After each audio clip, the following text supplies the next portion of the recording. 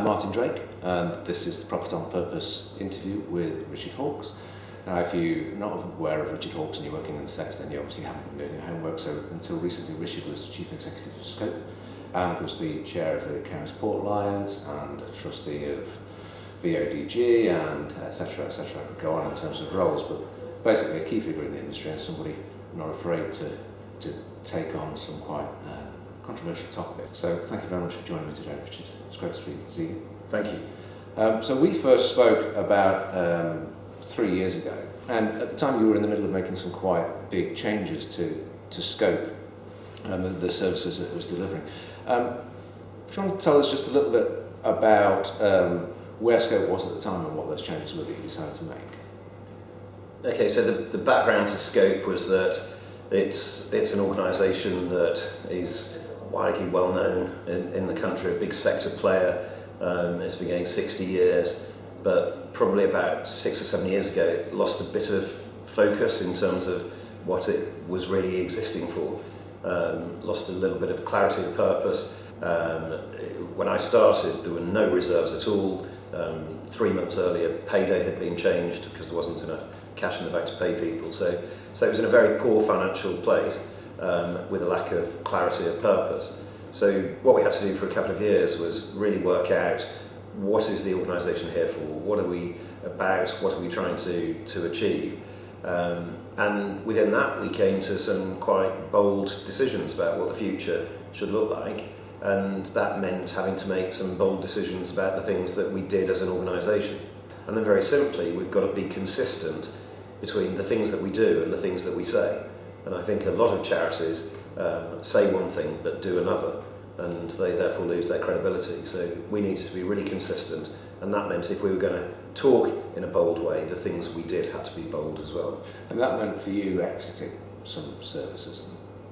Yes, we had decided that, and I think this is the right thing to do, that once we clarified what the strategic purpose of the organisation was, then we needed to make sure that everything the organisation did contributed to that.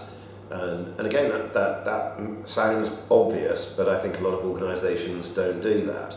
And if you're going to make sure that everything you do contributes to your strategic purpose, then you have to look hard at the things that you're doing that don't contribute to your strategic purpose and make tough decisions about them.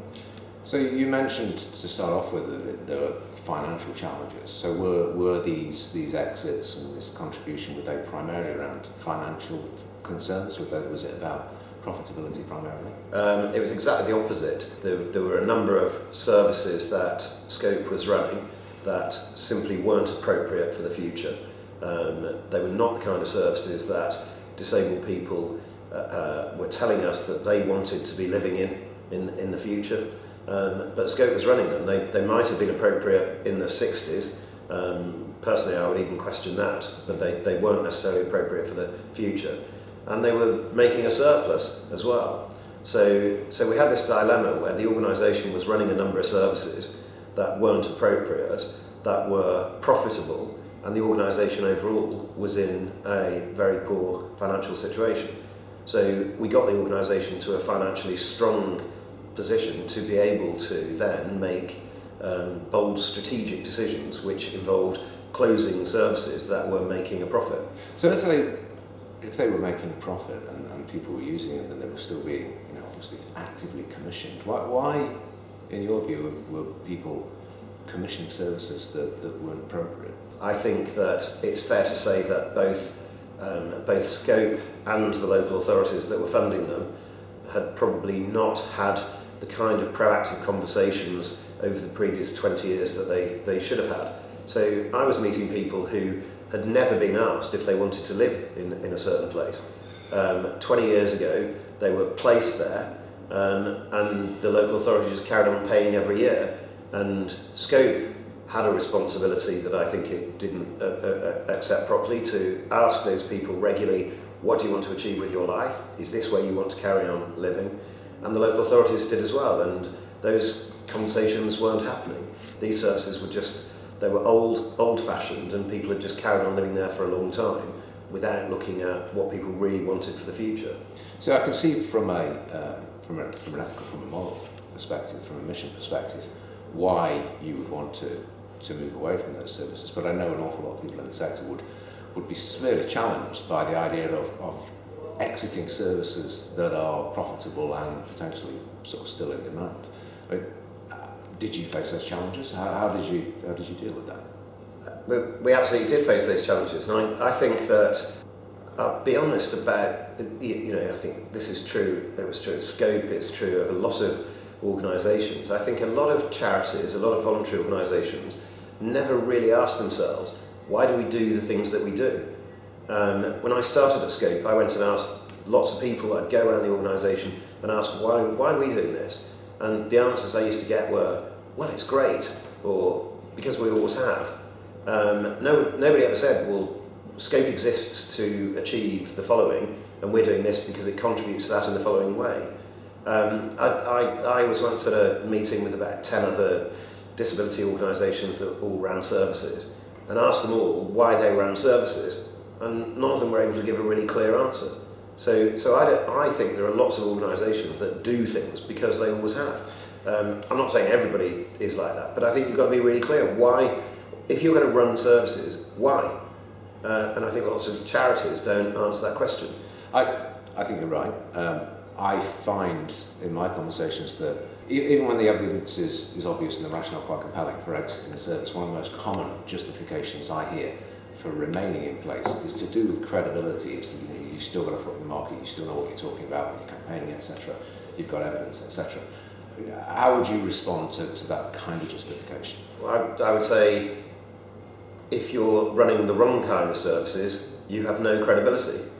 And so from a Scope point of view, we were trying to influence the future of social care. We were trying to influence local authorities to provide appropriate support for people to live active lives and be active citizens.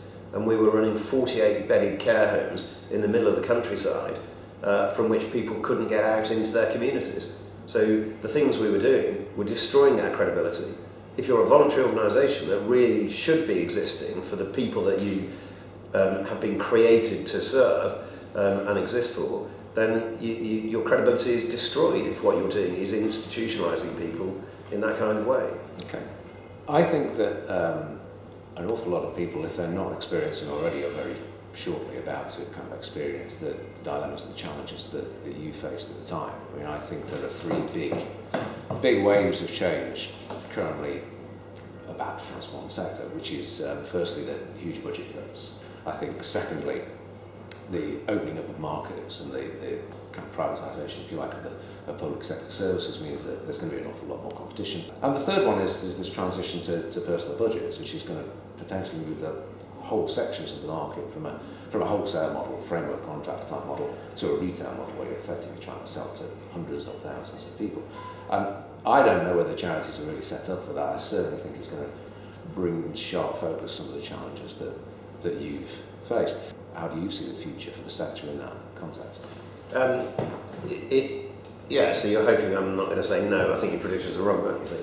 No, I think those are sensible predictions. There are going to be massive cuts. Let's be honest, it's highly likely that this government will continue after the next election, so we've got 10 years of a government that wants to reshape the way society reshape the relationship between individuals and the state. That will have implications for the whole role of the voluntary sector. What the voluntary sector, I think, is very poor at is thinking proactively about, well, what kind of relationships do we want? What kind of country do we want? So the voluntary sector tends to just react to things that happen to it rather than being proactive and driving those agendas. You can run services because they really add credibility to what you do. You can run services to demonstrate to others how it can be done differently. You can innovate. You can run pioneering services. All of those things, and for me, that's what the voluntary sector should be doing. We're never going to compete with, in that sort of mass market with some of those much bigger organisations, and I don't think that's what we should be trying to do. The voluntary sector should be about trying to make things better, about showing how things can be done differently, and so on. Services, for me personally, voluntary organisations shouldn't be running services to try to make a profit.